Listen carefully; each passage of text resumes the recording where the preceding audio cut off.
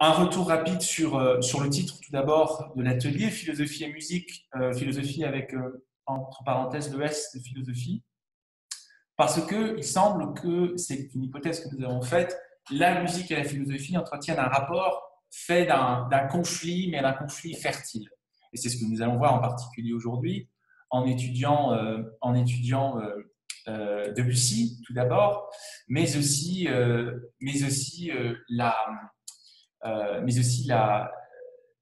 pensée très complexe d'Héraclite, que l'on essaiera de rendre simple. Alors, pourquoi un conflit entre philosophie au pluriel et musique? Eh bien, peut-être parce qu'au fond, la musique parvient à dire quelque chose que la philosophie désespère de ne jamais pouvoir dire. C'est une des plus belles pages d'Henri Bergson qui nous explique que le philosophe passe sa vie à essayer de dire ce que jamais finalement il ne parviendra à dire par l'intuition. Eh bien, de la même manière, il semblerait que dans la musique, il y ait une capacité à nommer, à dire, à exprimer, plus qu'à nommer au fond, des émotions de vie intenses que nous partageons tous et toutes, et que la philosophie peut-être échoue à penser, à pouvoir, dont elle échoue à pouvoir rendre raison, qu'elle échoue à peut-être pouvoir à raisonner aussi.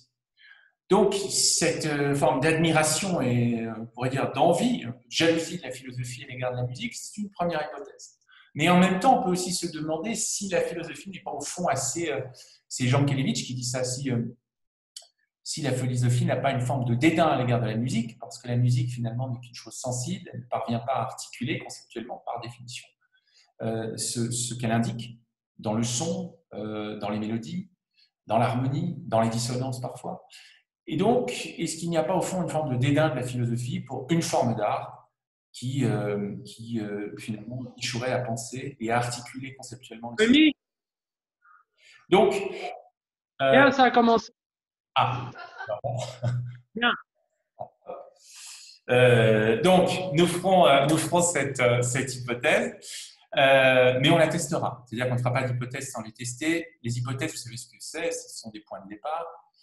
Ce sont des choses que l'on ne tient pas nécessairement pour vraies, mais que l'on balance un peu à la mer, et puis on voit ce qui revient au rivage. C'est typiquement la démarche, par exemple, la démarche d'un Montaigne, dans ses essais, ne prétend pas détenir ou dire une vérité, mais il va les tester. Il va donner des angles différents de vue sur des problèmes aussi essentiels que l'amitié, que l'amour, que l'expérience, que la mort, et on va tester des angles de vue. C'est aussi une démarche, on reviendra dessus un peu plus tard, aujourd'hui et puis dans les ateliers suivants. C'est aussi la démarche d'un Nietzsche, évidemment, qui le qualifie lui-même de tentative, ou Versuch en allemand. Et le Versuch, c'est justement une tentative pour, sans jamais prétendre détenir la vérité, d'une part, lancer des hypothèses, les vérifier, les sonder, et puis finalement arriver à la conclusion que finalement, la vérité est peut-être secondaire dans tout cela. Ce qui est important, c'est la tentative. Donc nous essaierons de voir tout cela. Je vous propose, sans plus tarder, de revenir sur un texte que je voulais partager avec vous. Donc je vais repartager mon écran. Alors je repartage, voilà. C'est très très bien fait. C'est incroyable. Hop là. Voilà, je repartage mon écran. Et donc, attendez, voilà. Hop, je partage mon écran et nous allons directement à ce texte que j'aimerais que vous lisiez avec moi. Alors, qui veut lire ce texte? Est-ce que par exemple, le premier que je vois là, Nicolas qui est dans les Vosges de mémoire, est-ce que tu voudrais nous faire une grande faveur et lire ce très beau texte de Nietzsche? On a eu des échanges sur justement Nietzsche cette semaine. Nicolas, est-ce que ça ne te dérange pas de nous faire ce grand présent?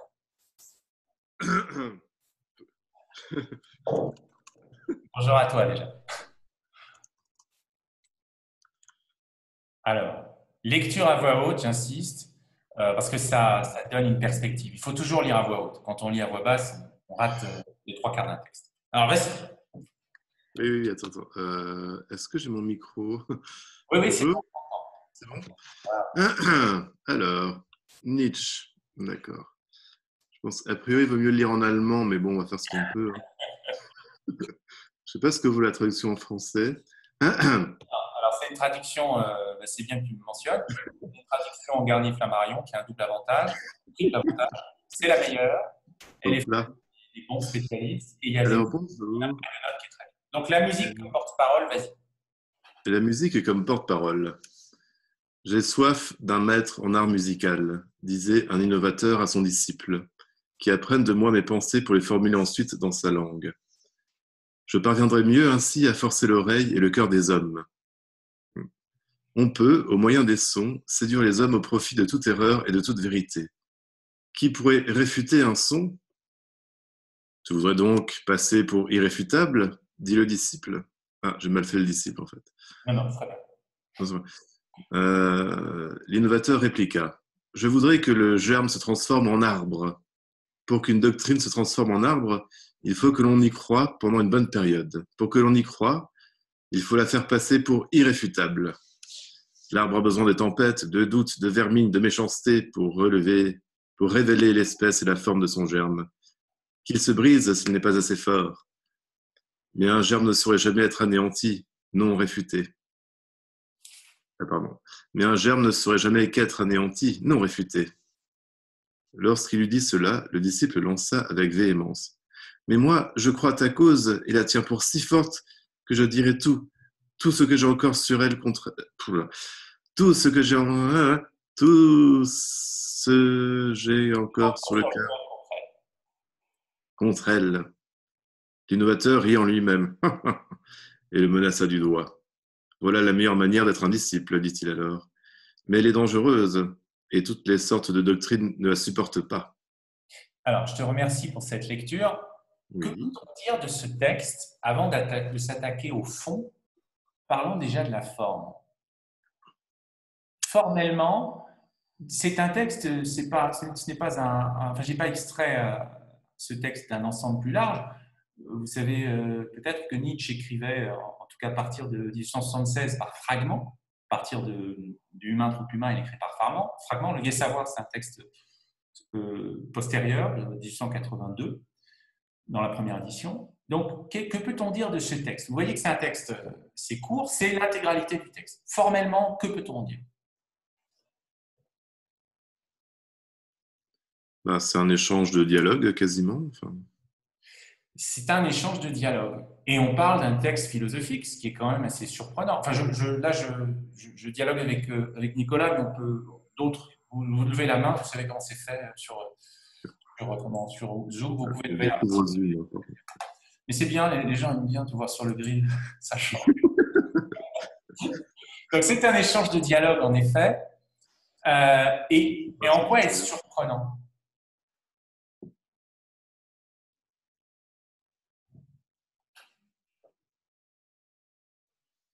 Nicolas, toujours, hein, si tu veux.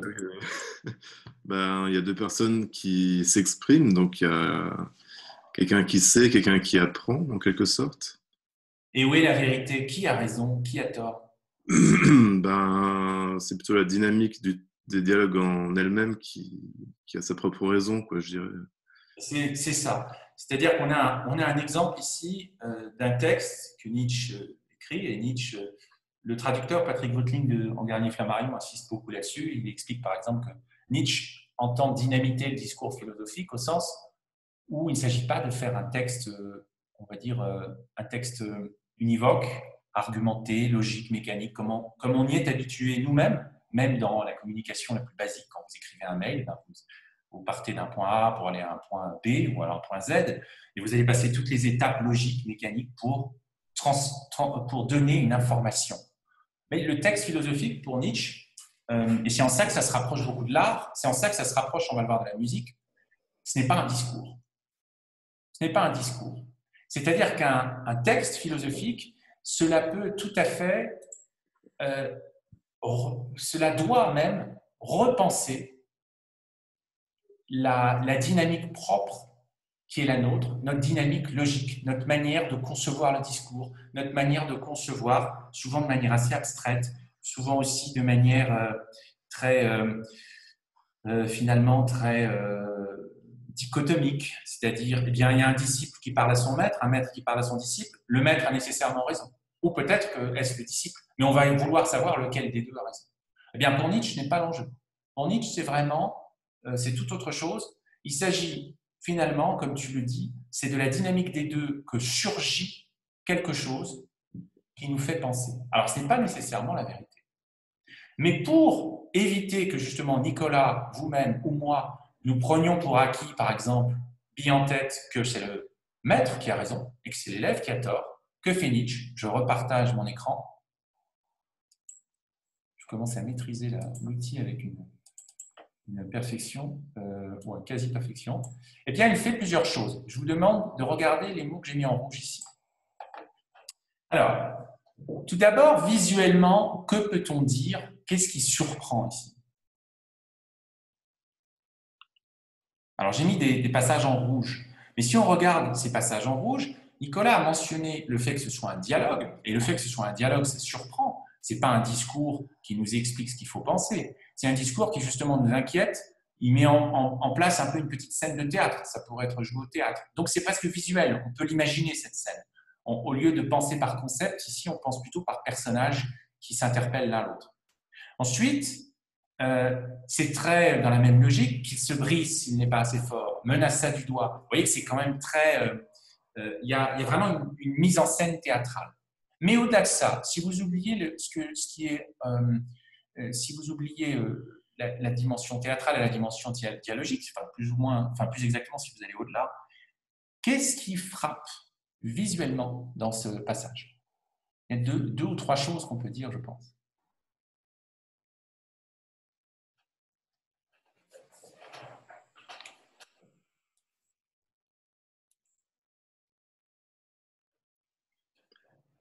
N'hésitez pas, vous pouvez donc lever la main si vous avez des choses à commenter.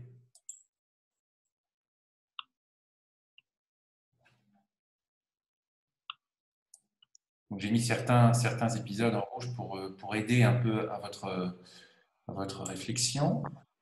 Supporter. Bien, je vais peut-être commencer. Tout d'abord, il y a les italiques. La musique comme porte-parole. La musique comme porte-parole est en italique. Réfuter est aussi en italique. Alors, le fait qu'un mot soit en italique, qu'est-ce que ça nous dit? Le titre est en italique, le mot réfuter est en italique. Qu'est-ce que ça dit italique ou le caractère gras dans un texte?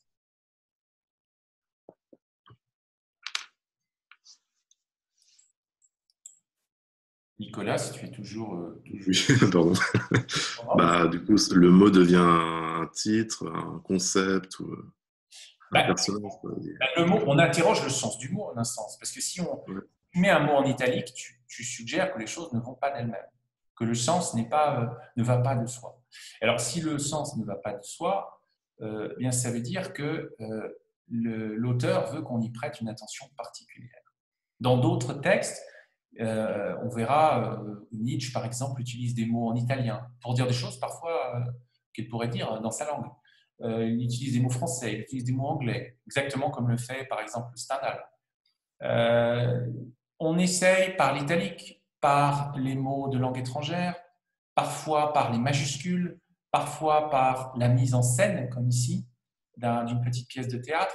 On essaie de dynamiter la logique du discours, qui est simplement je vais communiquer quelque chose, en mettant en scène dans un texte et en constituant un texte qui justement va contre nos évidences et tient à nous réveiller en disant lecteur, ce texte n'est pas ce que tu crois.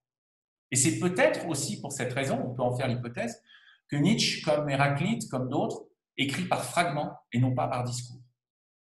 Alors on va essayer de comprendre cette logique. Nietzsche est assurément un des penseurs qui a le plus appris et pris de la philosophie grecque, en particulier d'Héraclite. On va voir aussi que dans la musique de Debussy, il y a une logique assez similaire. Comment dynamiter le discours académique? Comment dynamiter le discours des écoles de musique?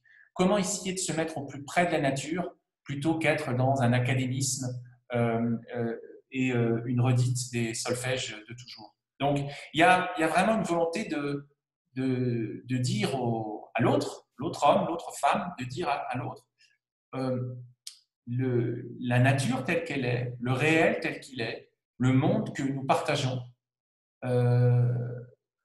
Le discours peut y conduire, il peut le représenter, il peut vous le faire mieux comprendre, mais il faut aussi vous méfier du discours. C'est pour ça que la musique de Debussy n'est pas simple, parce qu'elle se méfie des académismes. C'est pour ça que la philosophie de Nietzsche n'est pas simple, parce qu'elle essaie, en construisant un texte, de se défier des discours. Et c'est aussi pour ça, on va le voir, que bien, la philosophie de la pensée d'Héraclite est justement rend à la fois, elle rend un hommage ambigu au logos, en utilisant le logos pour dire aux hommes, donc la parole, le langage, en utilisant le langage pour finalement leur dire vous êtes devenus les esclaves des mots parce que vous ne savez pas vous servir correctement des mots et du langage. Donc, on va voir cela aujourd'hui, on va voir comment Héraclite et Debussy nous permettent de plein pied une entrée dans cet univers, on l'a dit, conflictuel, on verra en quel sens, contradictoire peut-être aussi, qui existe entre philosophie et musique. Alors, sans plus tarder, si vous le voulez bien, je vais vous faire écouter, non pas tout de suite Debussy, mais je vais vous faire écouter autre chose. Je vais vous faire écouter un philosophe qui a la particularité de ne pas simplement être l'élève d'un autre philosophe, mais à la fois l'élève d'un philosophe et l'élève d'un musicien. Alors, ce philosophe, c'est Vladimir Yankelevitch, qui est mort assez récemment, il y a une trentaine d'années de cela, et qui est à la fois un élève de Henri Bergson et un élève d'une génération de compositeurs qui inclut Debussy, Erik Satie, qui inclut également Gabriel Fauré, par exemple, entre autres. Et tous ces compositeurs ont conduit Yankelevitch à réfléchir sur des dimensions philosophiques essentielles. Ce sont par exemple le temps, ce sont par exemple la nostalgie, ce sont par exemple la mort, et c'est lui aussi qui a popularisé l'expression, enfin, il l'a rendue plus populaire, il l'a mise dans le langage commun de je ne sais quoi, en écrivant un livre en 3 tomes qui s'appelait Le je ne sais quoi et le presque rien. On va aujourd'hui essayer de voir ce que Yankelevitch précisément, et vous allez voir que c'est quelqu'un de très très drôle, nous dit de la musique de Debussy. Et on va commencer par ce qu'il nous dit de ce que nous allons étudier aujourd'hui en particulier, les préludes de Debussy. Alors, il est interrogé sur les préludes en général, ceux de Chopin, de Debussy, de Fauré et de Scriabine. Et voilà quelle est sa réponse. On lui demande justement ce que sont les préludes. Au début de son chapitre sur les préludes de Chopin, je me suis toujours demandé pourquoi on parle des préludes de Chopin, et un prélude à quoi, c'est le prélude de quoi. Moi, je trouve que c'est une question tout à fait bête, pédante, que comme si en effet il fallait répondre d'abord sous la vie, de quoi le prélude est le prélude. Mais justement, si le prélude ne prélude à rien, si son essence même n'était pas justement le préluder en général, c'est ça le mystère musical du prélude, c'est qu'il prélude en général sans préluder à rien, et qu'il n'est pas nécessaire de dire à quoi il prélude. C'est la différence entre le prélude, qui est un mystère musical, et l'introduction, l'avant-propos, bien l'avant-propos de quel propos, l'introduction à quoi, à un livre, on l'indique sur la couverture. Mais le prélude est de telle sorte qu'il n'est pas obligé de dire de quoi il est le prélude. Il y a le prélude en général, et puis après tout, n'est-ce pas la vie elle-même et la musique tout entière qui est ce prélude. Ce prélude est quelque chose qui ne tiendra jamais et qui est éternellement à l'état de prélude, dont la conclusion n'arrive jamais. Donc, à mon avis, on est digne d'être, je ne suis pas un musicien parce que je ne suis pas plus digne que les autres, mais d'avoir accès à la musique, dans la mesure où on ne demande pas de quoi le prélude et le prélude, en sonnant Chopin et les autres, de dire ce qu'ils voulaient faire. Et quand il s'agit d'une sonate, chacun sait qu'il y a le sujet, chacun sait qu'il y a leur exposition, qu'il y a toutes sortes d'artifices qui forment sa structure, et qu'elle a une structure.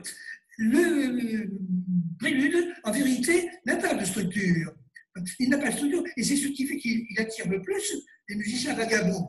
Les musiciens pour lesquels c'est l'essence de la musique qui vagabonde d'un sujet à l'autre, et en cela, Chopin et Scriabine qui le rejoint, Claude Debussy et Fauré lui-même. Alors, vous avez vu, je voulais vous faire un tour de cet extrait. Il dit énormément de choses dans cet extrait. Jankélévitch a une érudition qui est difficile à concevoir aujourd'hui. Et en particulier, j'aime bien faire entendre Jankélévitch parce qu'il a un style extrêmement fleuri. Il a un côté un peu professeur Géo trouve-tout, qui a à la fois une érudition folle, qui la partage avec un enthousiasme incroyable. Et on ne va pas s'intéresser aujourd'hui à la vie de Jankélévitch, mais on pourra le faire par ailleurs, mais il a aussi une vie dans le siècle précédent qui est incroyable, qui fait de rebondissements. C'est un philosophe vraiment rare, qui souffre presque injustement de la comparaison avec d'autres philosophes, parce que justement, il a essayé de dépasser le discours philosophique traditionnel, et il a écrit énormément sur Ravel, bon, je l'ai dit, sur Debussy, un très beau livre sur Debussy dont on parlera un peu, et il a toujours considéré finalement que la philosophie devait se nourrir de l'art, et en particulier dans son cas de la musique. Il était pianiste lui-même. Il y a une émission dont on entendra quelques extraits tout à l'heure, où il joue d'ailleurs du piano. C'est une émission de 1979, et il joue du Debussy, il joue du Ravel, beaucoup de Debussy, mais aussi du Ravel, des préludes de Debussy. Et en fait, on voit ici toute qu'en fait, sa philosophie est vraiment nourrie, non pas seulement de lecture, mais d'écoute et de pratique musicale. Donc pour nous, c'est quelqu'un qui va revenir souvent dans nos ateliers, cette séance d'atelier, parce que justement, il a un point de vue à la fois d'interprète, de philosophe, et alors pas de compositeur, ce qui est par exemple le cas de Nietzsche, qui a composé aussi des pièces pour piano, mais il a un regard qui est multiple et polyphonique. Et ce qui fait que son discours sur les compositeurs ne tombe jamais à plat. Il y a toujours quelque chose qu'on peut entendre et faire nôtre chez Jankélévitch. Alors ici, il nous parle des préludes. Alors je sais que l'extrait est un peu intense. Il redit plus ou moins sur 2-3 minutes la même chose.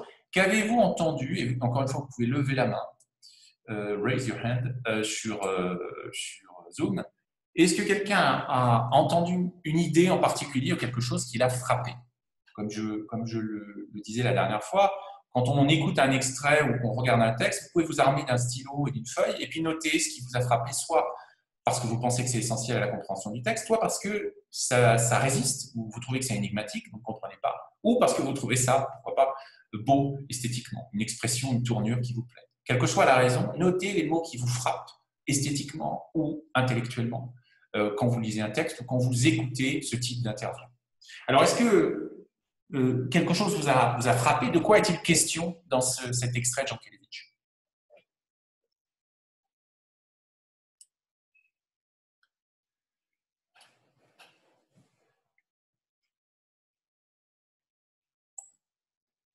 Y a-t-il... Ah, Patrick. Patrick, vas-y. Patrick Lavandome.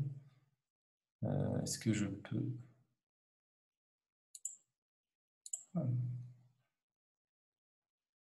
Oui, tu voulais réagir? Non. Alors, si quelqu'un veut réagir...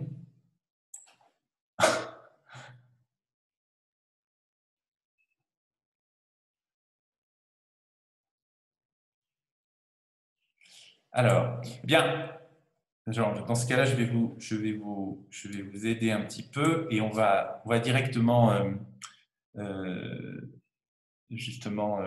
enchaîner sur cette idée de prélude.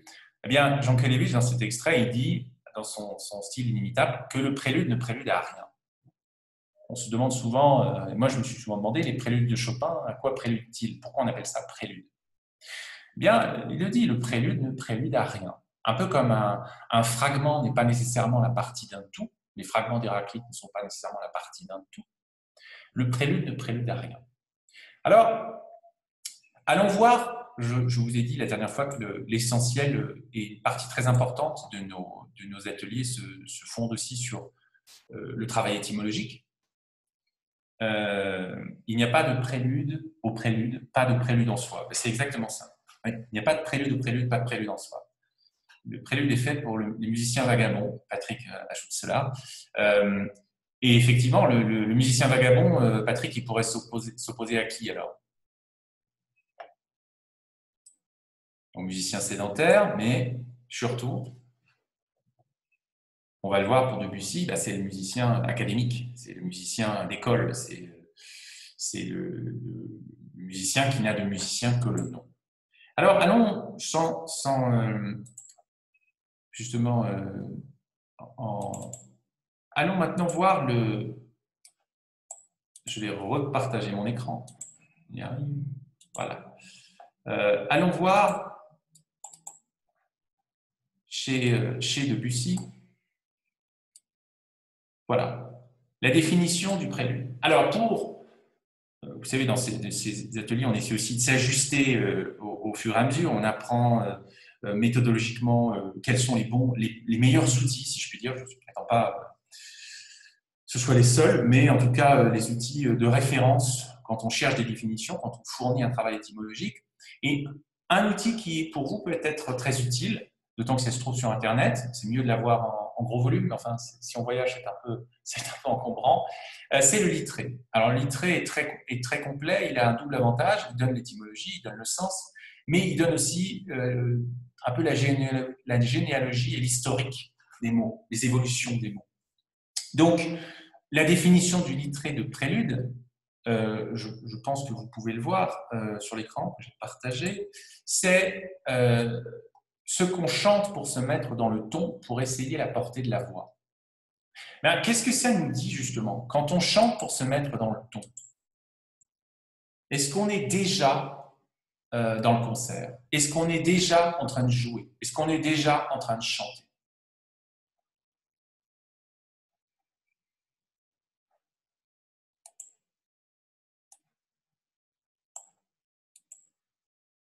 Des réactions?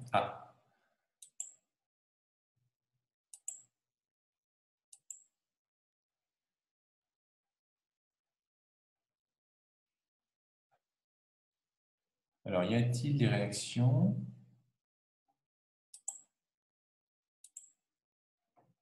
Oui, des réactions. Alors, c'est un sas entre deux mondes. On se met en harmonie. Sophie qui dit « Je ne vois pas ton écran ». Ça, c'est plus embêtant. Est-ce que tu vois l'écran, Sophie, à présent? Donc, la définition du littré, je vais le mettre peut-être en plus grand. Donc, la définition du littré, c'est ce qu'on chante pour se mettre dans le ton. On se met en harmonie. On se prépare à chanter. Mais, voilà, c'est ça. C'est ce qu'on fait avant la grande œuvre. Mais comme le latin l'indique, vous voyez l'étymologie latine, je l'ai mise rapidement, préludere, pré c'est en avant, d'avance, et ludere c'est jouer, comme dans le mot ludique qu'on connaît bien, ou le ludo, le jeu de petits chevaux. Eh bien, c'est avant de jouer. C'est-à-dire qu'il y a une dimension, comme le dit Nicolas, entre deux mondes. On n'est pas encore dans le jeu, on n'est pas encore dans le sérieux, mais justement, c'est peut-être là que tout se joue, c'est-à-dire dans l'avant. Parce que c'est ça qui va nous donner le ton juste. Et c'est ça qui nous donne en fait la perspective. Alors, j'ai mis un extrait intéressant de Roland Barthes, justement, qui peut s'appliquer. Il parle de Schumann, mais il s'applique très très bien à Debussy, qui est un extrait de l'autobiographie de Barthes, publiée en 1973. À l'époque, le Seuil faisait des biographies de grands auteurs. Il y avait, je me souviens d'avoir lu celle de Voltaire, qui était très bien, et puis par des grands spécialistes. Et puis à Roland Barthes, on lui a demandé, vous êtes encore vivant, donc faites votre propre biographie. Donc vous avez Roland Barthes par Roland Barthes. Et il dit, quoi, lorsqu'on met des fragments à la suite, nulle organisation possible? Si. Le fragment est comme l'idée musicale d'un cycle. Chaque pièce se suffit, et cependant, elle n'est jamais que l'interstice de ses voisines. L'œuvre n'est faite que de hors-texte. L'homme qui a le mieux compris et pratiqué l'esthétique du fragment avant Weber, c'est peut-être Schumann. Il appelait le fragment intermezzo. Il a multiplié dans ses œuvres les intermezzi. Tout ce qu'il produisait était finalement intercalé. Mais entre quoi et quoi? Que veut dire une suite pure d'interruptions? Alors vous voyez dans ce texte que Roland Barthes, déjà est un lecteur de Nietzsche et qui vient après Nietzsche, puisque lui aussi, dans cette autobiographie, il n'essaie pas de produire un discours. Alors il utilise, comme il fait référence à Schumann, c'est logique, le mot italien intermezzo, mais il utilise aussi une structure avec des questions, des relances, un peu comme on l'a vu dans l'extrait tout à l'heure de Nietzsche, c'est-à-dire qu'il essaie de créer un texte dynamique. Et l'objectif n'est pas simplement de ne pas ennuyer le lecteur, l'objectif est vraiment de refléter dans l'écriture, comme Nietzsche tout à l'heure, le fait que nous avons besoin, pour parler de musique, d'une écriture qui soit elle-même musicale. La philosophie essaie de produire une écriture musicale à partir de Nietzsche pour essayer, non pas pour le plaisir de la musique, mais parce que la musique parvient à exprimer ce que la philosophie peine à exprimer. Donc elle essaie de rejoindre dans la forme une idée que la musique parvient à dire elle-même dans sa forme. Mais pour cela, il faut sortir du discours. Et donc, ici, le sens est passionnant. Le sens de ce passage est tout à fait applicable à Debussy. On pourrait dire l'homme qui a le mieux compris et pratiqué l'esthétique du fragment, c'est sans doute Debussy. On peut le dire d'autres, mais en particulier de Debussy. Donc, il y en a beaucoup qui ont le mieux compris et pratiqué l'esthétique du fragment. Les préludes, comme les intermezzi de Schumann, les préludes de Debussy, n'ont pas vocation à précéder quelque chose. Ils n'ont pas vocation ils ne sont pas inachevés, mais ils se suffisent à eux-mêmes. Et en même temps, pourquoi est-ce qu'ils se suffisent à eux-mêmes? Parce qu'ils nous disent, nous ne sommes qu'un interstice. Nous ne prétendons pas être le grand œuvre, pour reprendre ce que dit Patrick, ce qu'on fait avant le grand œuvre. On ne prétend pas détenir la clé, on ne prétend pas être le grand œuvre. Alors, poursuivons sur ce chemin et j'aimerais qu'on écoute ensemble un premier extrait de Claude Debussy. Je vous mets la partition parce que ce sont les toutes premières mesures. Et même si vous n'êtes pas comme moi, je ne le suis pas, c'est ce que j'entends, musicien, interprète, bon, je suis encore moins compositeur, ou musicologue, il y a des choses qu'on peut quand même lire dans une partition. On va entendre un premier extrait qui est tiré justement du premier livre de prélude de Claude Debussy. Il y a 2 livres. Je vous donnerai des références utiles si jamais vous voulez vous intéresser à cette musique qui est formidable, de ces 2 livres des préludes et d'autres pièces pour piano de Debussy. Et on va tout de suite entendre une interprétation par Daniel Barenboim, mais avant, qui est un grand chef d'orchestre, mais aussi un très grand pianiste, notamment pour Debussy. Mais avant cela, j'aimerais votre réaction sur le mot « voile », qui est le titre de ce prélude de Debussy. Je crois de mémoire que c'est le 2e prélude. Il faut que je vérifie cela. Non, c'est le premier. Oui, c'est le 2e prélude, il me semble. Alors, que peut-on dire du mot « voile », indépendamment de la musique?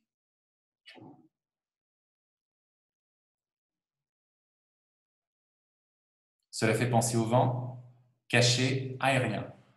Eh bien, on a la réponse dans ces 3 interventions de Nicolas, Patrick et Sophie, mais on ne parle pas du même voile.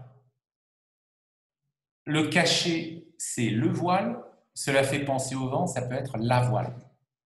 Et que fait Debussy?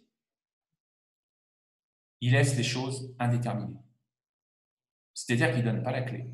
On ne sait pas s'il parle de voile au pluriel, féminin pluriel ou masculin pluriel. Ça peut être un voile qui nous cache justement le sens de la musique, ça peut être une voile, cela fait penser au vent, c'est aérien, comme disent Sophie et Nicolas. On voit aussi les caractères se dévoiler ici, parce que Patrick, lui, voit davantage le sens du mot voile au masculin dans le caché, alors que Nicolas et Sophie sont plus dans une forme de poésie naturelle. Ça ne m'étonne pas. Très bien. Oui, et ça peut être aussi abîmé. Ah ouais, c'est une très bonne remarque. C'est une très très bonne remarque. On peut imaginer qu'une roue voilée, ou en tout cas un léger voile dans la voix, ça peut être aussi quelque chose de plus inquiétant. Et on va voir, quand vous allez l'entendre, je vais arrêter de parler, comme ça vous allez peut-être pouvoir l'entendre, eh ben on va voir que chez Debussy, il y a toujours une proximité entre la paix et le conflit. Alors, nous pouvons écouter Daniel Barenboim, Claude Debussy, premier livre des préludes, voilà. Le reste m'importe peu.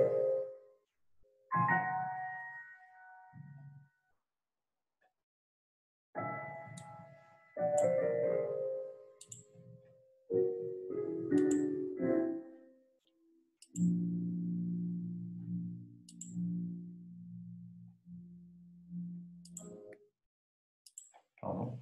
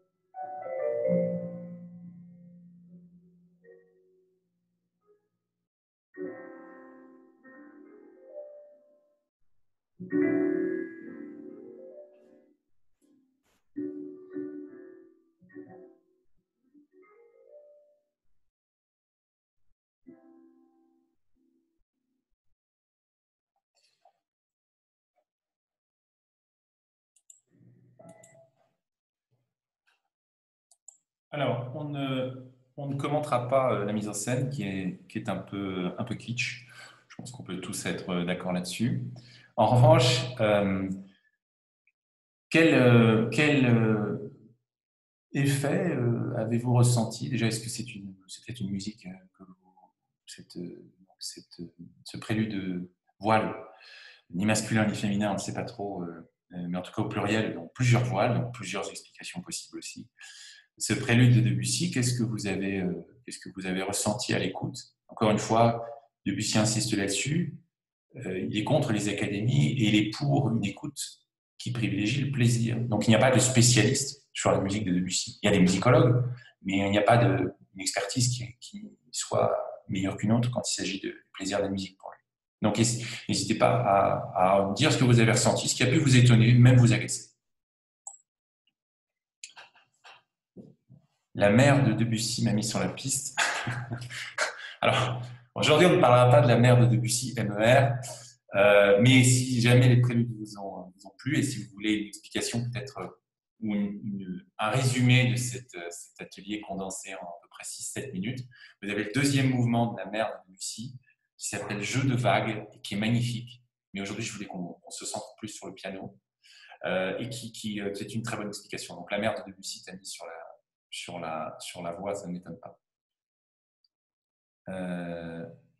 Alors, peu de structure et une grande liberté de flux, un côté mystérieux en suspension, l'usage de non-silence entre les notes, comme si le musicien avançait à tâtons, comme s'il cherchait quelque chose. Eh bien, justement, ces différents principes, le mystère, la suspension, l'absence de structure, la liberté de flux. Alors, il y a une structure, mais on verra quelle est cette structure. On va essayer de voir, peut-être par le détour d'Héraclite, s'il y a effectivement une structure.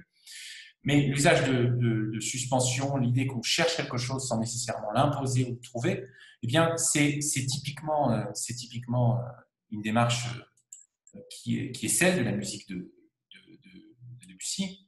Donc vous avez dû tous travailler. Regardez ce que dit Debussy justement sur ce qu'il aimerait faire de sa musique. Ce que je voudrais faire, c'est quelque chose de plus épars, de plus divisé, de plus délié, de plus impalpable, quelque chose d'inorganique en apparence et pourtant d'ordonné dans le fond.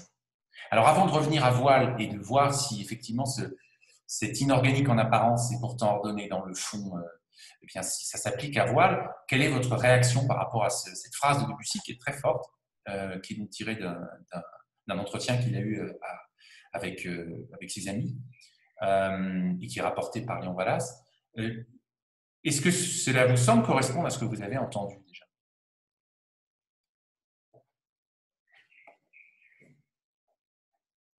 Vous pouvez parler ou vous pouvez écrire en fonction de votre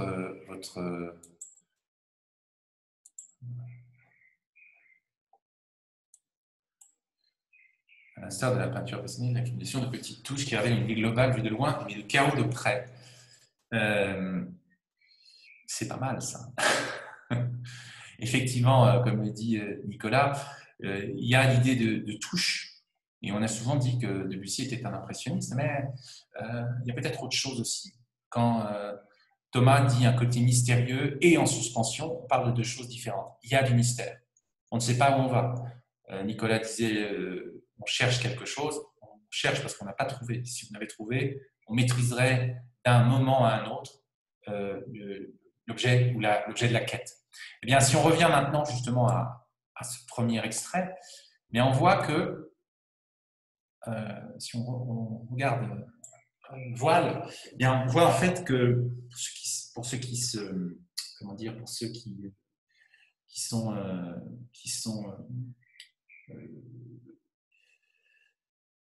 sensibles aussi aux questions de tonalité, eh bien, on voit qu'ici Debussy justement joue avec la tonalité. Il joue au sens non pas simplement de l'espièglerie, mais au sens où il va un peu la désaxer ou la dévoiler, enfin la voiler justement, pour reprendre ce qu'on disait tout à l'heure. Donc l'idée de désaxer ou de voiler est vraiment tout à fait juste ici. Bien, ce prélude est écrit dans une tonalité qui est celle du Do majeur, mais en fait, à mesure qu'il avance, eh bien, on va voir que Debussy va voiler et va en fait complètement nous perdre et se perdre, et la musique avec nous, finalement en s'écartant de plus en plus de cette tonalité. Donc ce Do majeur, finalement, va pratiquement se dissoudre, se disperser en une accumulation de touches qu'on a entendues. Et on va voir que c'est c'est un axe très fort de la musique de Debussy que de dire finalement la musique officielle, la musique telle qu'on nous l'apprend à l'école de musique aussi, eh bien, elle a une tonalité dominante, une tonalité majeure, et on est censé décliner une musique jusqu'à la résolution, jusqu'à une résolution bien ordonnée, en fonction de règles édictées par nos aînés. Mais c'est justement, au lieu de faire cela, eh bien, on essaie de penser en étant à l'écoute du monde, à l'écoute de la nature, et pas simplement des livres des écoles. C'est la grande démarche et la première grande démarche de Debussy. Et vous voyez que, alors on ne le voit pas là parce que c'est le début de Voile, mais tout à la fin, il finit par donner le nom du prélude. Mais il ne le donne pas au début. Donc ce voile que j'indique, Claude Debussy, voile mesure 1 à 4, eh bien, dans tous les préludes de Debussy, le nom du prélude, très étrangement, n'apparaît pas au début, mais il apparaît tout à la fin et il est toujours précédé de quelques points de suspension dans les partitions. Pourquoi ? Parce que Debussy veut dire à l'interprète ou à l'auditeur, à la personne qui écoute sa musique, je ne vais pas te donner le sens immédiatement. On va le découvrir ensemble, le construire ensemble, s'il y a quelque chose à construire. Le sens, encore une fois, n'est pas à donner dans un texte, dans un discours, dans des choses apprises.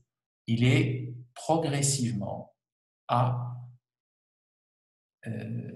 dévoiler, découvrir, à mesure que la musique nous fait plaisir, à mesure que la musique fait écho en nous.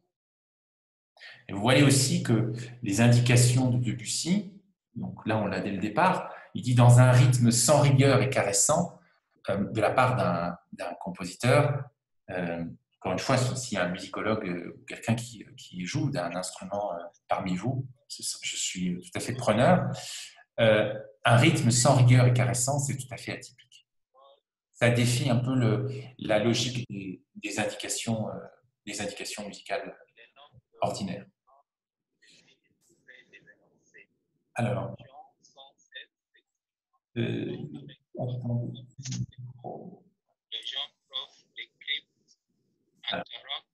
y a un micro qui est mis en place. Alors, voilà. Bien.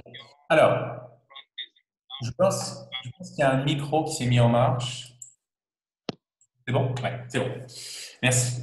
Donc, le premier temps de notre analyse revient effectivement à voir en Debussy cette Guy dit c'est de la musique intuitive, c'est exactement ça. Il y a une idée de méthode par l'intuition, c'est quelque chose qu'on a chez Bergson aussi, c'est-à-dire que l'intuition sert de méthode. On va d'une note à l'autre, l'interstice entre la note, les silences aussi sont très importants. La question est, et pour revenir à ce que vous disiez tout à l'heure, est-ce que tout cela se fait sans aucune structure, sans aucune rigueur, ou est-ce que justement, et bon, vu la manière dont j'ai formulé ma question, vous avez la réponse, est-ce que justement cette absence apparente de rigueur n'est pas au fond, comme dans ce que Barthes appelle ce que Barthes... Donc... Attendez, oui. Oui, parce que... Attendez, je pense...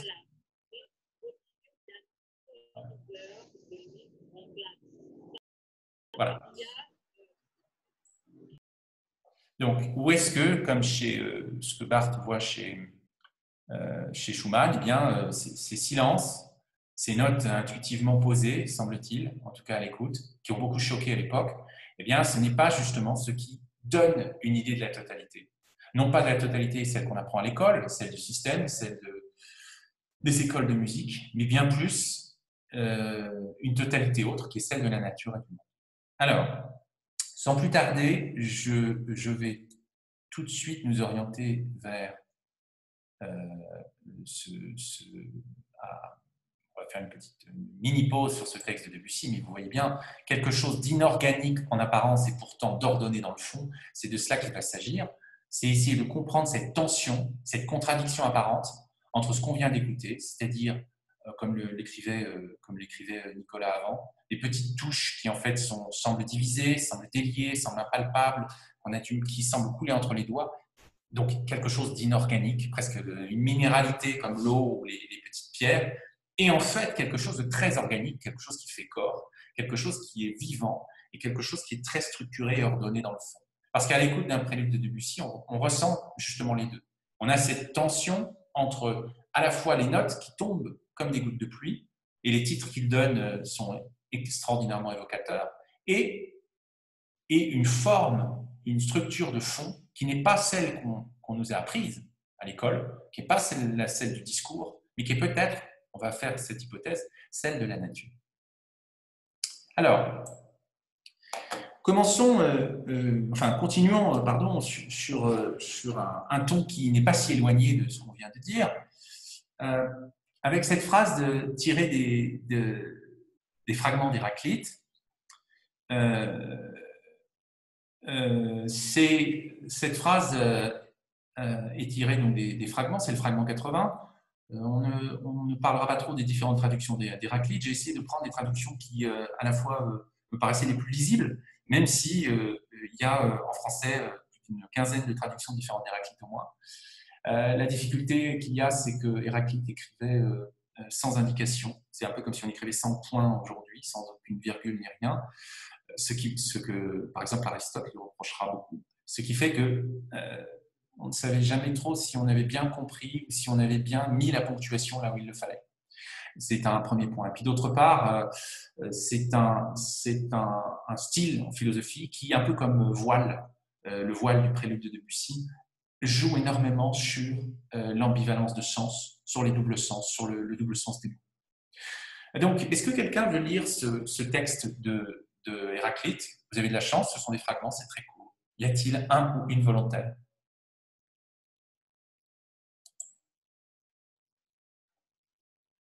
Thomas, par exemple. Thomas, ça fait plus qu'une éternité. Thomas, est-ce que tu voudrais nous lire ce texte d'Héraclite? Tu le vois? C'est bon?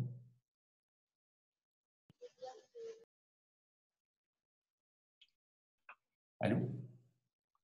Ah, comment se ferait-il que la guerre... Je suis là. Alors, vas-y, est-ce que tu veux nous le lire?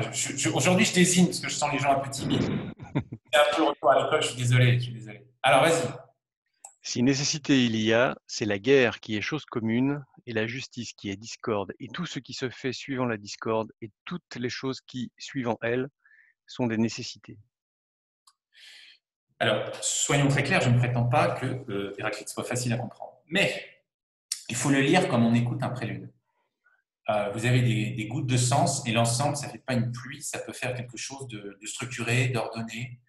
Ça peut faire justement un courant, un fleuve qui vous amène quelque part.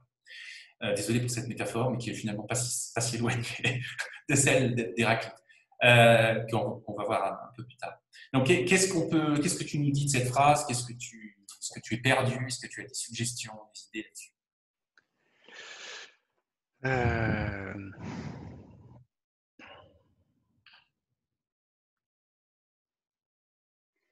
Oui, j'avoue avoir un peu de mal à l'expliciter. Eh bien, il y a Timothéo, qui est un de nos fidèles de l'Alliance de Nairobi, qui dit « Comment se ferait-il que la guerre soit chose commune ?» Et la réponse est là. La guerre est chose commune, la justice est discorde. Et tout se fait suivant la discorde. Et en fait, tout ce qui nous apparaît pour nous humains par notre discours qui aplanit les choses, qui rationalise les choses, qui explique tout, eh bien, tout ce qui se fait pour nous et qui semble à notre discours et à nos institutions comme logique, rationnel, pacifique, non contradictoire, eh bien, Héraclite nous dit « Non, non, s'il y a une nécessité à l'œuvre dans les choses, c'est la guerre. Et la justice, c'est la discorde. Donc, ce qui est juste et ce qui est nécessaire, c'est la guerre et la discorde. Ça paraît étonnant, mais ce qu'il nous dit au fond, c'est que notre discours est là pour nous rassurer, notre discours est là pour nous expliquer que oui, tout est logique, tout est cohérent, tout s'explique, mais au fond, on trahit par le discours, ou en tout cas on se trompe sur le sens du réel par le discours. Puisqu'au fond, si nécessité il y a, s'il y a bien un principe qui gouverne les choses, le monde, c'est la guerre, c'est la discorde. Mais il ne faut pas voir tout de suite en Héraclite quelqu'un de belliciste ou quelqu'un qui met la guerre physique en premier. Ce qu'il appelle la guerre et ce qu'il appelle la discorde, ce n'est pas nécessairement la guerre telle que nous on l'entend. C'est la contradiction entre les choses, c'est la tension. Ça peut être, par exemple, la tension entre la vie et la mort. Aujourd'hui, vous êtes en train de mourir à hier et vous allez bientôt mourir à aujourd'hui pour passer dans demain. Ça aussi, c'est une tension. On va voir qu'Héraclite aussi dit que le principe même de la vie, c'est le bios. Le bios, ça veut dire deux choses. En grec, ça veut dire à la fois la vie, mais c'est aussi l'arc. Et il dit, tiens, c'est amusant, le même mot, bios, désigne la vie, donc le vivant, le fait d'être en vie, et l'arc qui donne la mort. Donc, qu'est-ce qu'il dit par là? Que le logos, le langage, a un double sens. Et que ce que nous voyons très simple, comme un discours, comme quelque chose de nécessaire, de clair, d'absolument non ambigu, est en fait un nid de contradiction et d'ambiguïté. Et ce qu'on disait tout à l'heure sur les doubles sens de voile, moi j'en voyais deux, et puis immédiatement quelqu'un dit, mais attends, il y a des accès aussi. Et c'est vrai, une roue voilée, un voile, une voile, tout c'est dans le discours même des hommes, et on ne l'aperçoit pas, nous demande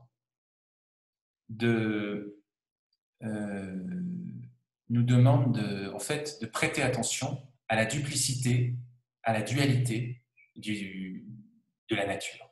Mais on le rate parce qu'on se sert du discours pour d'autres choses. On se sert du discours, de notre capacité à exprimer et à nous exprimer, à comprendre les choses, bien pour dire ce qui nous rassure, pour dire ce dont on a besoin logiquement pour, par exemple, faire nos courses, pour avoir des échanges économiques, pour avoir la paix entre les peuples. C'est à ça qu'on utilise le discours. Mais on n'utilise pas le discours pour comprendre la nature. Donc, vous avez au fond deux compréhensions du logos, tel qu'on l'entend. Une compréhension du logos, et là je reviens à ce qu'il dit dans le chat, la justice est peut-être l'invention la plus grande de l'homme. Effectivement, une invention. Bon. Oui, la justice, c'est une création des hommes par une compréhension du logos, où on va dire ce qui est vrai, ce qui est faux, ce qui est juste, ce qui est injuste, ce qui est bien, ce qui est mal. Et c'est à ça qu'on se sert, c'est à ça que sert le logos. C'est en tout cas ce que nous dit, entre autres, Aristote dans la Politique, livre 1. Mais en même temps, en faisant cela, oui, on crée la justice, oui, on fait des échanges économiques, oui, on fait des choses très utiles à l'homme, mais on rate quelque chose. Et l'objectif d'Héraclite, l'objectif de Debussy, l'objectif de Nietzsche, mais bon, on ne parle pas aujourd'hui trop, c'est justement par leur discours, par leur musique, de retrouver l'autre sens du logos, qui pourrait être un sens souterrain, un sens qui est disparu.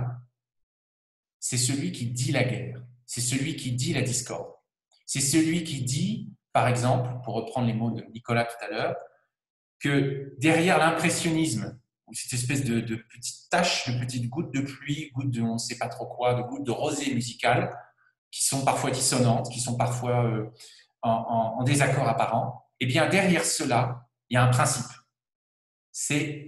Alors la guerre est le mot qu'utilise Héraclite, polémos en grec, mais c'est la discorde, c'est la tension. Toute chose naît et meurt elle-même. Faites-en l'expérience en vous-même. Dans 60 ans, il restera de vous au mieux que les cellules de votre foie. Toutes les autres auront été changées, même dans 10 ans, je pense. Donc, voyez ça ainsi, il y a cette idée qu'on se sert du langage pour créer des institutions, pour créer des choses qui sont utiles à l'homme, utiles à nous tous ici. Mais de fait, on rate autre chose, l'expérience du monde, l'expérience de la nature. Bien. Est-ce que vous avez des questions jusque-là? Thomas, est-ce que tu es plus avancé ou est-ce que tu es toujours dans le flou? Est-ce qu'il y a des mots qui te gênent? Pas chez moi, parce que ça on peut en parler par ailleurs. Mais plus dans ce fragment, est-ce qu'il y a quelque chose qui est encore obscur? Sachant qu'on appelait Héraclite l'obscur. Donc c'est Bien. Non, non, c'est beaucoup plus clair. Bon, bien, écoute, tant mieux, mais on va surtout voir si en musique, ça garde sa clarté. Alors, je vous ai mis, on ne va pas tous les voir, hein, parce que vous voyez que j'ai beaucoup de diapositives, mais on va en voir. L'objectif aussi de ces diapositives, c'est qu'ensuite, vous puissiez, simplement en les regardant, avoir une idée, une trace de ce qu'on a vu ensemble. Il y a un texte de Nietzsche dans La naissance de la tragédie, Pourquoi j'écris de si bons livres. C'est plutôt vers la fin de sa vie. Je crois que c'est 1888, mais je ne suis plus trop sûr de la date. Enfin, j'ai mis 1888. Et il dit « Il me restait un doute au sujet d'Héraclite, dont la fréquentation me met plus à l'aise et me réconforte plus qu'aucune autre. » Alors, il avait encore un doute, mais en fait, ce doute est levé vers la fin de la vie de Nietzsche, la vie consciente, puisqu'en 1889, il va perdre sa lucidité.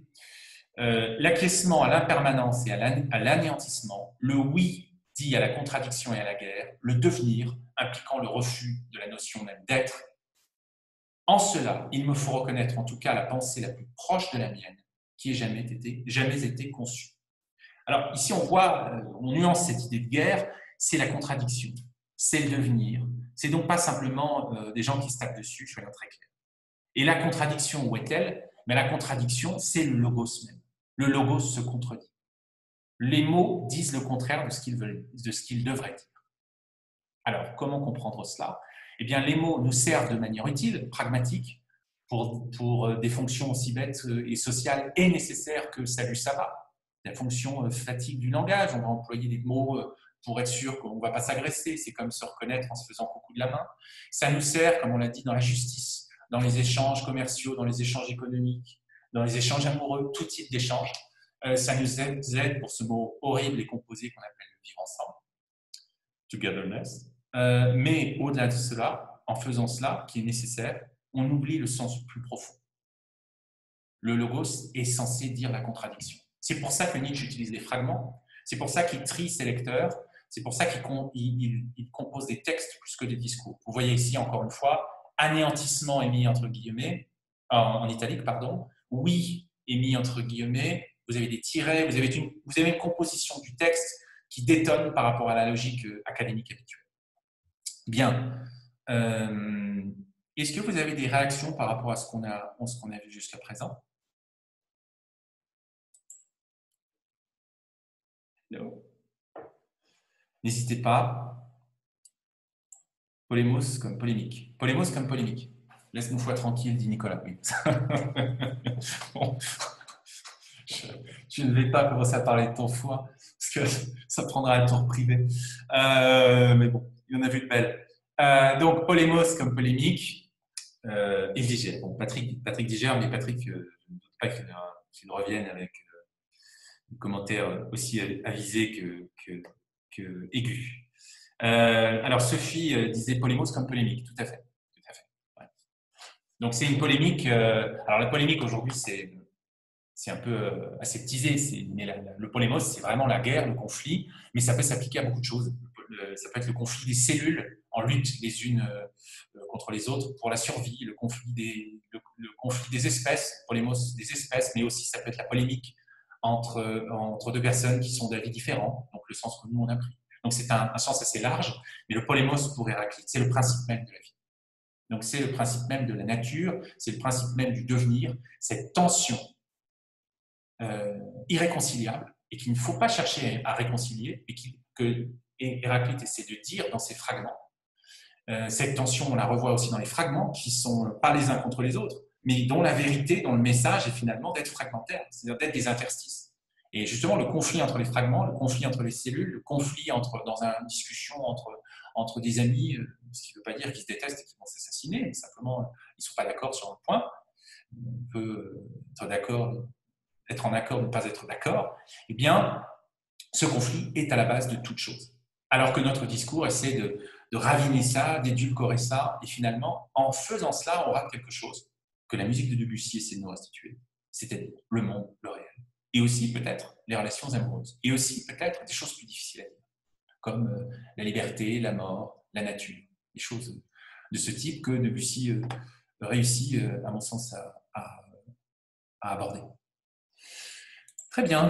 Alors, allons sans plus tarder vers justement un autre continent qui est, pour revenir à Héraclite, qui est justement le continent du langage. Un autre fragment que j'aimerais partager avec vous, là encore il est plus court, vous voyez que j'essaie de susciter des vocations. Est-ce que quelqu'un veut lire ce fragment qui est très court? Guy, par exemple. Guy, est-ce que tu nous ferais cette extraordinaire amitié avec ta voix de stentor?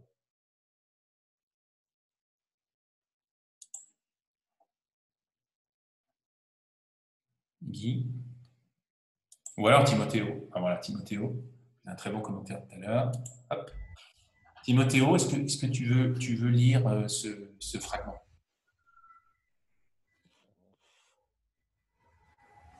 Ça va? Oui. Ça va? Ouais, c'est en live, on t'entend. Bon. 1 minute? Alors c'est le fragment que tu vois sur l'écran. Tu peux le lire et puis nous dire si ça fait écho en toi.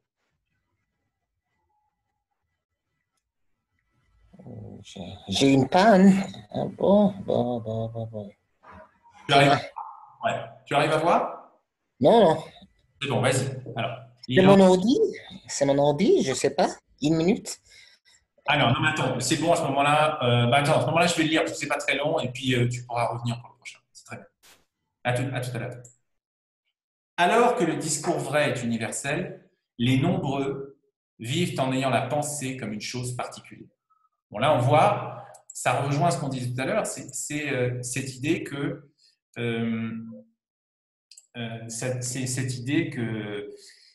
Guy n'a pas de micro. C'est cette idée qu'effectivement le discours vrai vise l'universel, il vise à dire la nature, il vise à dire la contradiction, il vise à dire ce qu'il appelle donc la guerre, le polémos, mais les nombreux, c'est-à-dire nous-mêmes, les hommes, et c'est pas dramatique, on est tous là-dedans, on vit en ayant du langage une version utilitaire. On se sert du langage, et c'est nécessaire, pour arriver à nos fins. Et nos fins sont utilitaristes, comme je l'ai précisé tout à l'heure. Mais la vérité du discours, elle est universelle. Et quelle est cette universelle? Eh bien, c'est dire le devenir, c'est dire la nature, c'est dire, en fait, ce qui nous paraît, ce qu'on va toujours raboter par nos mots, alors que les mots eux-mêmes sont contradictoires, comme le bios de l'arc et de la vie, et que les mots eux-mêmes nous indiquent autre chose. Très bien.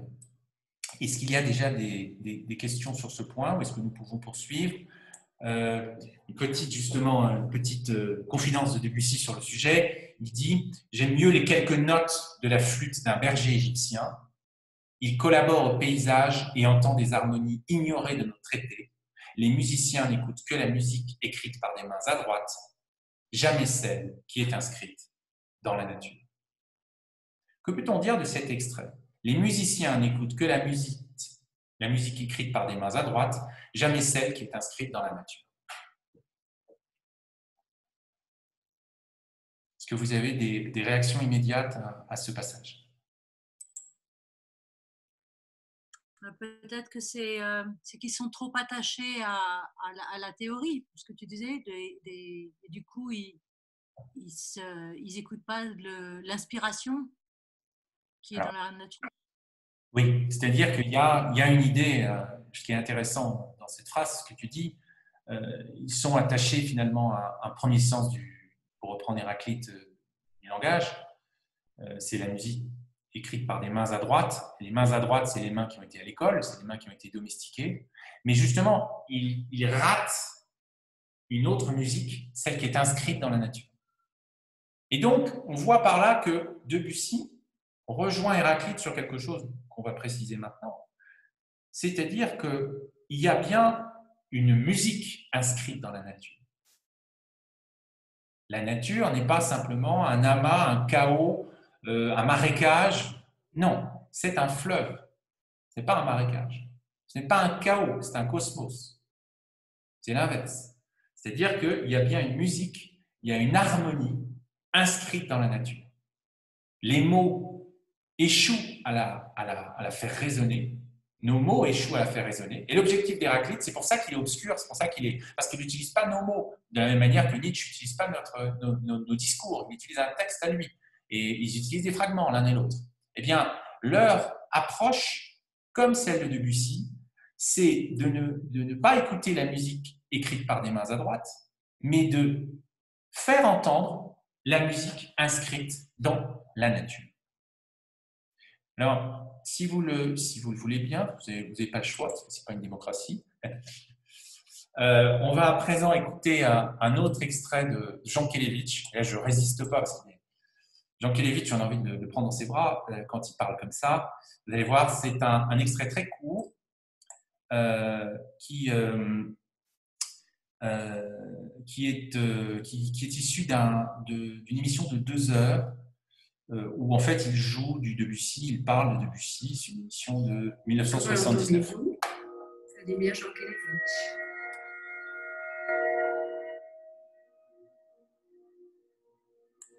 Comment je l'entends, ça n'a pas tellement d'importance. Comment il faut l'entendre, je crois. Il n'y a pas qu'une seule lecture de Debussy, il y en a une infinité. Il n'y a pas un mode d'emploi de Debussy, une façon de s'en servir. Debussy est un grand génie créateur, un des plus grands qui ait jamais existé. Il fait vibrer toutes les cordes de la sensibilité, toutes les fibres du désir, toutes les puissances de l'intelligence. Et en somme, on peut dire que tout ce qu'on dit de Debussy est vrai à la fois, même quand ce sont des choses contradictoires. Et par conséquent, une lecture unilatérale de Debussy, une lecture dogmatique, est forcément fausse. C'est se servir de Debussy comme caution pour défendre une thèse et un système, ce qui est tout à fait anti-debussiste. Debussy a écrit, mais il a écrit 1000 fois. Il n'y a qu'à feuilleter à n'importe quelle page l'excellent recueil de Le Sur pour le voir. Il dit quelque part « J'abomine les systèmes. J'abomine les systèmes. J'ai horreur des systèmes et il n'admet qu'une seule chose, c'est l'innocente grammaire, l'innocente grammaire, n'est-ce pas, l'innocente grammaire de Barre.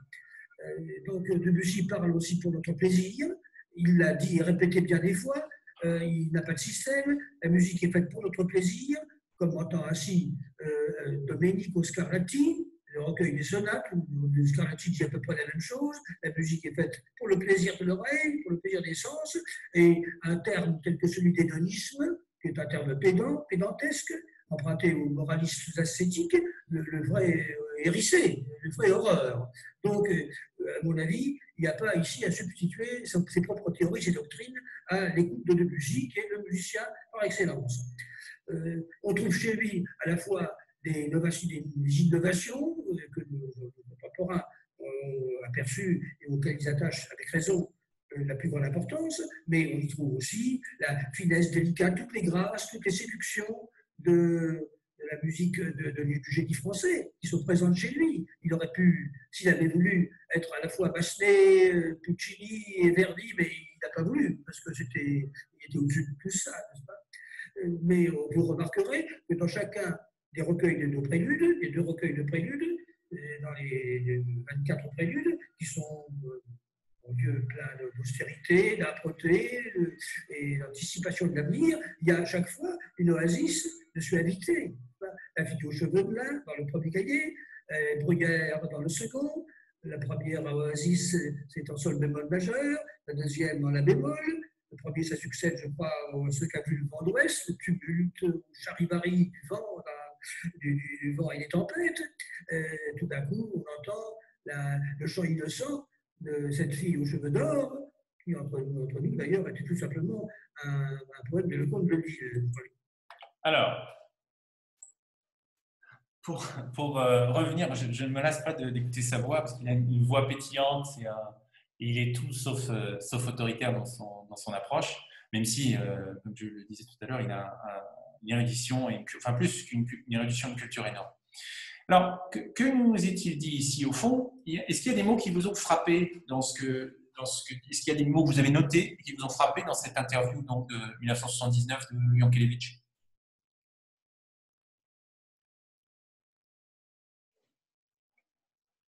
Sophie, toujours, hein, si tu es partante.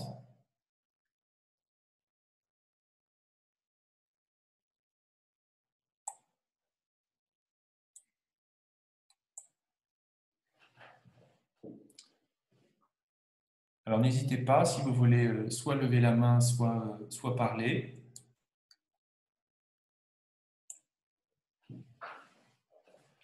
Bien, dans ce cas-là, je vais vous aiguiller un peu.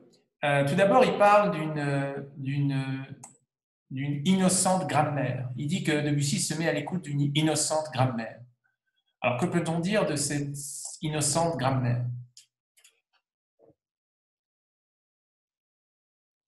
Alors, Guy nous dit, même les contradictions, tout est vrai sur ce qu'on a dit sur Debussy, même les contradictions.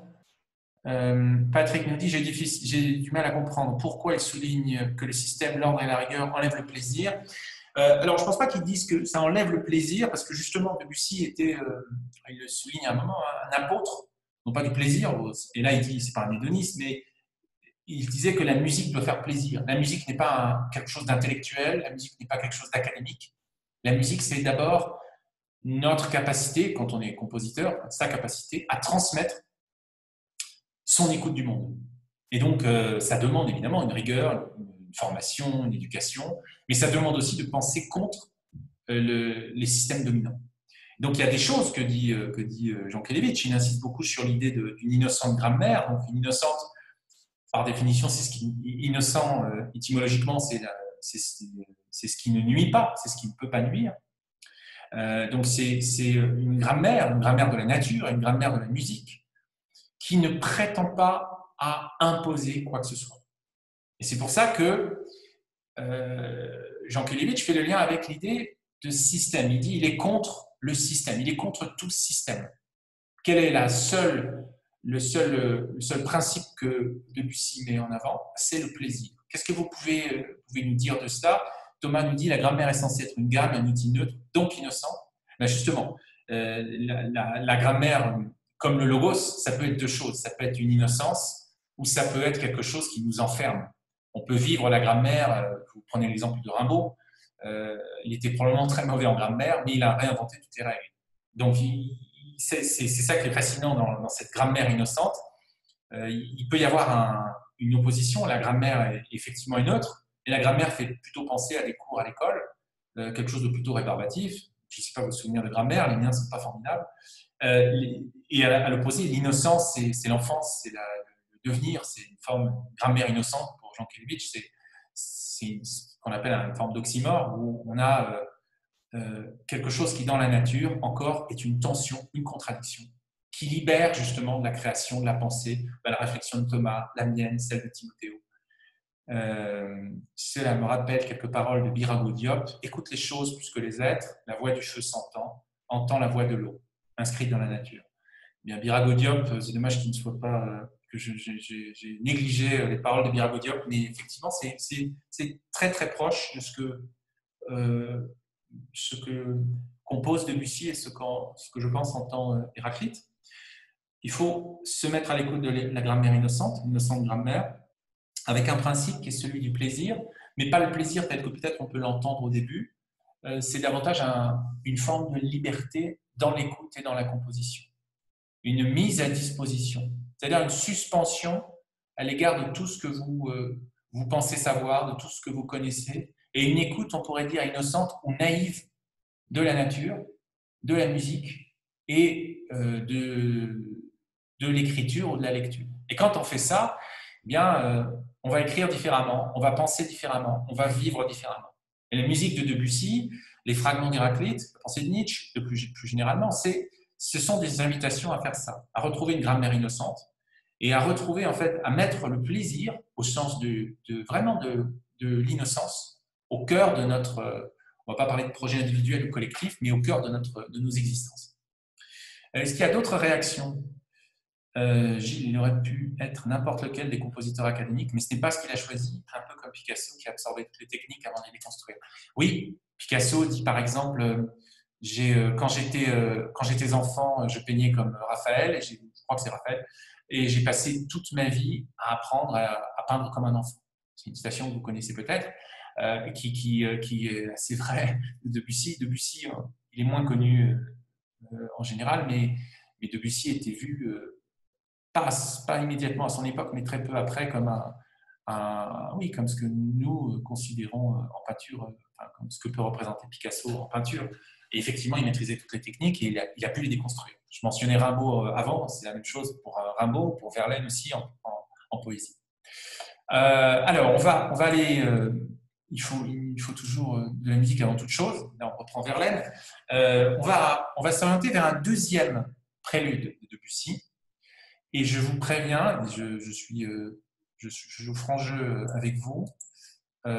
Si vous pensiez que le premier, comment dire, le premier prélude, la mise en scène de la vidéo était kitsch, là, on rentre dans quelque chose de bien plus kitsch. Mais c'est toujours Daniel Barenboim. On va juger le musicien, pas les choix esthétiques.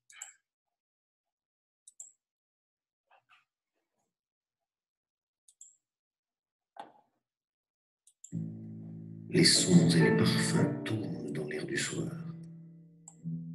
Le valse mélancolique et l'ombre vertige. Chaque fleur s'évapore ainsi qu'un encensoir. Le violon frémit comme un cœur qu'on afflige. Le valse mélancolique et l'ombre vertige.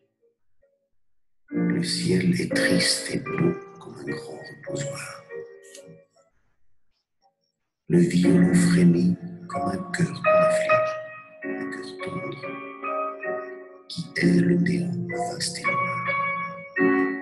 Le ciel est triste et beau comme un grand reposoir. Le soleil s'est noyé dans son sang qui se fige, un cœur tendre qui hait.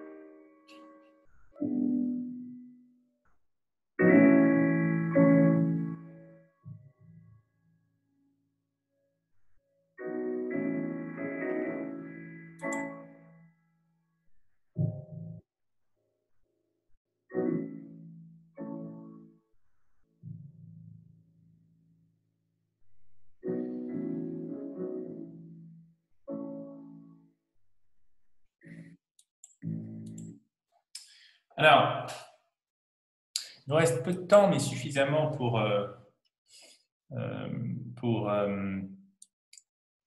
commenter cet extrait et puis tirer les enseignements des correspondances plus généralement entre Debussy et Héraclite. Si vous avez fait attention aux dernières mesures de ce prélude, donc les sons et les parfums tournent dans l'air du soir, qu'est-ce qui vous a frappé? Qu'est-ce qui a pu vous frapper? Les dernières mesures.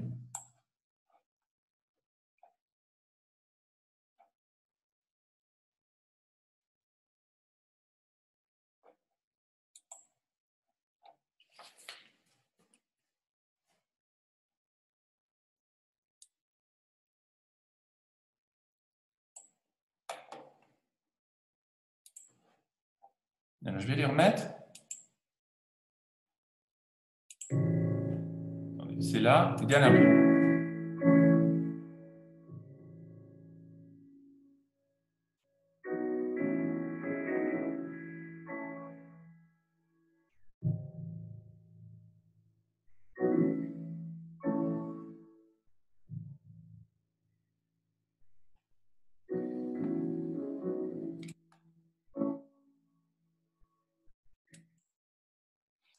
Bien.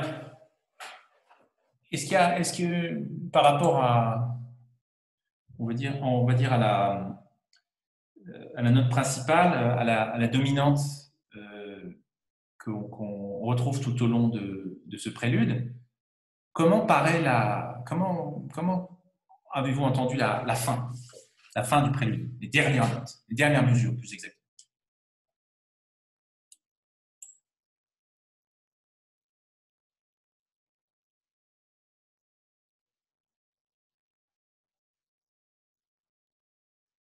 Alors, beaucoup de silence qui semble important, nous dit Jérôme. Oui, et puis derrière ces silences, le soir tombe, des pas lourds qui s'éloignent. Et alors derrière toutes ces images, et notamment celle une phrase reformulée différemment, celle de Sophie, des pas lourds qui s'éloignent, eh bien, on voit qu'on casse complètement la tonalité dominante qui, justement, jusque-là, préside à la musique et au prélude en particulier. C'est-à-dire que les dernières mesures, finalement, elles se passent complètement de la tonalité. Elles sont comme posées presque extérieurement au prélude, comme pour souligner que ce qui est important, par exemple, comme le dit Guy, c'est que le soir tombe. La logique tonale de la musique est secondaire. Ce qui est en jeu ici, c'est l'écoute de la nature. Ce qui est en jeu ici, c'est la grammaire innocente. Ce qui est en jeu ici, c'est le fait que le soir tombe. Et c'est ce que transcrit la musique. Et c'est ce que nous, en l'écoutant, on va, comme Sophie par exemple, on va peut-être percevoir ou entendre et qu'on va voir exprimer dans la musique. Et donc, finalement, on voit que l'enjeu ici de la musique est vraiment de retrouver l'innocente grammaire, comme dit Jean Kelevitch, retrouver la grammaire de la nature et dire, comme le logos d'Héraclite, comme celui de Nietzsche, ce que les mots ne parviennent plus à nous révéler, ce à quoi ils ne nous donnent plus accès. Nietzsche, dans un fragment, écrit « Les mots nous barrent la route », je crois que c'est dans Aurore, eh bien c'est justement ça. Les mots nous barrent la route, et la musique, et c'est ce qui est extraordinaire pour le philosophe, c'est que le philosophe se dit « Les mots me barrent la route, je suis obligé de constituer un texte, ou je suis obligé de faire des fragments pour retrouver le sens originel du logos, c'est-à-dire être à l'écoute du monde, et non pas simplement être utile pour faire des échanges marchands ou créer des systèmes des sociétés. Il faut que je retrouve cette dimension poétique du langage, et la musique semble y parvenir. La musique de Debussy, elle s'affranchit des codes, elle s'affranchit de la tonalité, et elle en met plusieurs des tonalités, ou elle la fait même disparaître, comme dans cet extrait joué magnifiquement par Daniel Barenboim. Donc, pour revenir sur ce point, voilà, je vous propose de lire encore 2 extraits d'Héraclite. Alors là, vous avez d'autres extraits de Debussy qui effectivement peuvent illustrer ce que vous avez dit vous-même et ce qu'on a entendu ou ce qu'on a vu. Le premier extrait, c'est cet extrait qui vient des fragments d'Héraclite, fragment 51. je vais le lire et j'aimerais que vous le commentiez. Il nous reste une dizaine de minutes avant que, malheureusement, le couvre-feu prenne effet. Ils ne comprennent pas comment il dit en accord ce qui de soi diffère, à retourner le lien comme de l'arc et de la lyre. Non, pardon, à retourner, virgule, le lien, virgule, comme de l'arc et de la lyre. Ils ne comprennent pas comment il dit en accord ce qui de soi diffère. Alors, qu'est-ce que cela peut nous indiquer ici? Ce qui est en jeu ici, ce « il », c'est nous, c'est les hommes, c'est ce qu'on a vu dans un autre extrait appelé les nombreux. Comment il dit en accord ce qui de soi diffère? Le « il », c'est le logos. Comment le langage dit en accord ce qui de soi diffère. Donc, ce qu'on ne comprend pas, c'est comment le logos, finalement, un peu comme la nature, et absolument comme la nature, il dit en accord ce qui de soi diffère. Alors, qu'est-ce qui diffère? Pour Héraclite, toute chose. Et le logos, justement, c'est un principe d'harmonie qui est dans la musique, qui est dans notre discours, mais qui est aussi dans le cosmos, dans l'ordre du monde. Eh bien, justement, le logos, c'est ce principe qui parvient à transcrire, quand on le comprend bien, et pas simplement quand on l'utilise de manière utilitaire, le lien intime qu'il y a entre les contraires. Prenez l'exemple qu'il donne ici, l'arc ou la lyre. Deux choses différentes. L'arc, c'est pour tuer, comme je l'ai dit tout à l'heure. La lyre, c'est pour jouer de la musique, c'est pour célébrer la vie. Eh bien, l'arc, qu'est-ce que c'est un arc? C'est un bout de bois qui est tendu par un lien, une ficelle, enfin une corde, on va dire, on va être un peu plus optimiste.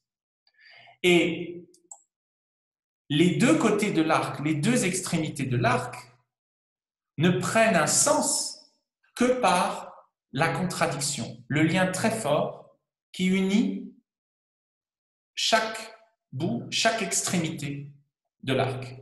Et ce lien, cette corde, finalement, c'est à l'image du logos.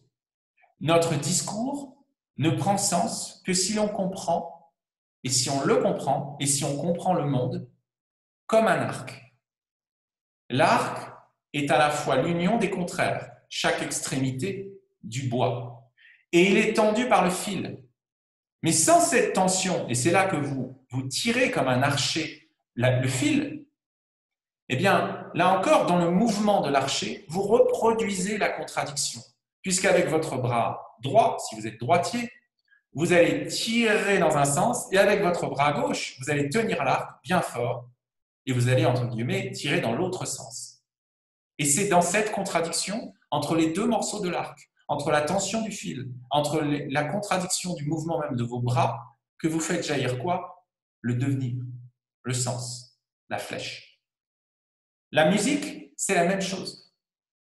Si vous prenez la lyre, qui est donc un instrument musical, on en a parlé au premier atelier sur philosophie et musique, la lyre avec ses 7 cordes, les 7 cordes de la lyre tiennent ensemble les deux extrémités du bois qui composent l'instrument. C'est votre mouvement de tension. Encore une fois, si vous êtes droitier, vous jouez de la lyre en caressant les cordes. Vous imposez une tension supplémentaire au bois, aux deux extrémités du bois. Vous imposez une tension supplémentaire à la corde, comme avec l'arc. Et c'est de cela que va jaillir non pas une flèche, parce que sinon vous êtes mal, mais un son, une mélodie, le devenir musical. Donc le devenir de la vie, le devenir de la flèche, la vie comme la mort, viennent justement et naissent de la contradiction. Mais la contradiction, chez Héraclite, chez Debussy, ce n'est pas conçu comme deux forces qui s'opposent, mais c'est vraiment conçu comme une lyre, un arc, mais c'est en eux-mêmes qu'ils ont la contradiction. C'est la même chose chez vous. La contradiction, vous l'avez en vous-même. La capacité à générer, à créer, à procréer, à développer, à produire, vous l'avez en vous-même. Mais pour cela, il faut que vous trouviez le message, enfin le moyen d'expression pour dire cette contradiction qui est fertile, qui est nourricière.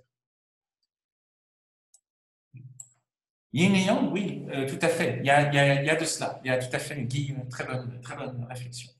Alors, Je vais devoir y aller malheureusement parce que le couvre-feu n'attend pas, mais je voulais finir avec vous sur simplement un point très court, je vous promets. C'est une phrase justement de Jankélévitch. C'est cette phrase qui est un peu longue, mais que je vous demande de méditer. Jankélévitch distingue, dans un livre qui s'appelle La musique et l'ineffable, il distingue l'indicible de l'ineffable. Et c'est la grande leçon d'Héraclite, de Debussy, et c'est peut-être ce qu'on peut retenir d'aujourd'hui. Il y a des choses qu'on ne peut pas dire. Et quand il dit ça, Jankélévitch a en particulier en tête l'Holocauste. Il y a des choses, la mort, qui sont indicibles, qui sont impardonnables. À cela, la musique ne peut rien. En revanche, la musique peut dire l'ineffable, ce que recherche à faire la philosophie. Alors, je lis rapidement cet extrait, et puis je vous abandonnerai là-dessus, mais je vous transmettrai ces textes. Et vos questions, évidemment, seront les bienvenues pour nourrir le prochain atelier. L'ineffable, tout à l'inverse, est inexprimable, parce qu'il y a sur lui infiniment, interminablement à dire. Tel est l'insondable mystère de Dieu. Tel est l'inépuisable mystère d'amour qui est mystère poétique par excellence. Car si l'indicible, glaçant toute poésie, ressemble à un sortilège hypnotique, l'ineffable, grâce à ses propriétés fertilisantes et inspirantes, agit plutôt comme un enchantement et diffère de l'indicible autant que l'enchantement de l'envoûtement. La perplexité même qu'il provoque est comme l'embarras de Socrate, une féconde aporie. Alors, une aporie, c'est justement une question face à laquelle on n'a pas de réponse, face à laquelle on ne peut pas trouver de mots, d'explications utilitaires, avec un certain type de logos, mais c'est justement quand on n'arrive plus à trouver les mots qu'il faut chanter. C'est la grande leçon d'Héraclite, c'est la grande leçon de Debussy. Quand on n'arrive pas à dire, quand on est dans une situation d'ineffable, quand on n'arrive pas à trouver les mots, eh bien, il faut changer la perspective et reprendre le sens propre du logos, qui est celui de dire la contradiction, de dire cet ineffable, comme la lyre arrive à trouver la note, comme l'arc arrive à pointer la flèche. Et comme vous l'avez vu dans les préludes, eh bien, il y a ces moments de grâce où on se dit, à la fois vous avez des choses qui semblent posées simplement, mais il y a une unité plus profonde.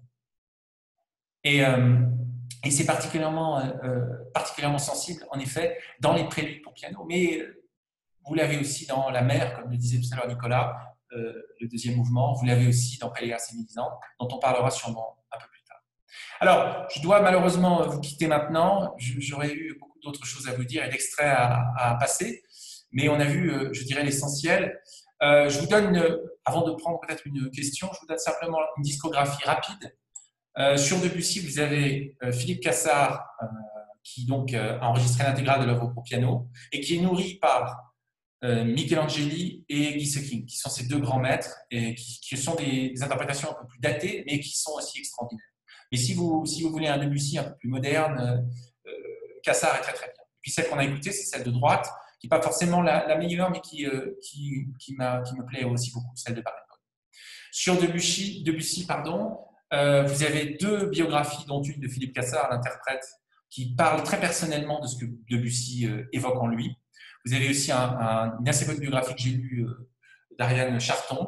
Vous avez le texte extraordinaire de Jankélévitch, dont on n'a pas beaucoup parlé aujourd'hui, on a plus parlé de ses autres textes, la musique et l'ineffable. Et puis surtout un livre que je vous conseille, ce qui est à gauche en général, c'est ce que je vous conseille le plus, Monsieur Croche, qui sont des extraits des textes de Debussy. Ça, c'est extraordinaire. C'est vraiment incroyable parce qu'on voit à quel point il avait une parole libre. C'est pas du tout pédant comme style, c'est vivant, c'est plaisant. Enfin, sur les fragments d'Héraclite, je ne vais pas en parler trop parce que ce serait long, mais par ordre de complexité plus à gauche et de recommandations, alors là, pour le coup, c'est plus à droite, l'édition Garnier-Flammarion est très bien. Philosophie, de manière générale, Garnier-Flammarion a fait un travail de retraduction, de retravail, d'explication qui est formidable. Et au milieu, ce sont deux textes différents. Un de 86, c'est les fragments en orange, c'est Marcel Conche. Et puis un autre qu'il a écrit récemment, à 85 ans. Marcel Conche et plein de choses dans sa vie personnelle qui ont fait qu'il avait envie de retravailler sur Héraclite, de bonnes choses, il est tombé amoureux. Et donc, il fait une relecture des fragments une retraduction et une réexplication de certains fragments, sachant que dans l'intervalle, entre 86 et puis je crois que c'est 2016, il y a 13 fragments nouveaux qui ont été ajoutés dans les fragments d'Héraclite. Ensuite, les autres textes rapidement abordés, Roland Barthes par Roland Barthes, Nietzsche, la philosophie à l'époque tragique des Grecs, c'est un texte de jeunesse de Nietzsche, on est en 72, publié en 78, plutôt 72, et le Gai Savoir, c'est un texte de maturité. Les deux présentent un Héraclite et s'inspirent, on voit à quel point Héraclite l'a marqué à différents moments de sa vie. Et puis le texte magnifique que je viens de vous lire, la musique est l'ineffable. Voilà, je vous partagerai évidemment ces diapositives. Le prochain atelier, on n'arrêtera pas de s'améliorer, il ne faut pas. J'essaierai d'être un peu plus rigoureux sur la structure, peut-être un peu moins long aussi. Mais en tout cas, je vous remercie, je remercie chacune et chacun d'entre vous pour votre gentillesse, votre bienveillance, votre patience aussi. Et puis j'espère à la semaine prochaine. Merci à tous. Je dois partir en vitesse. Salut Sophie, salut.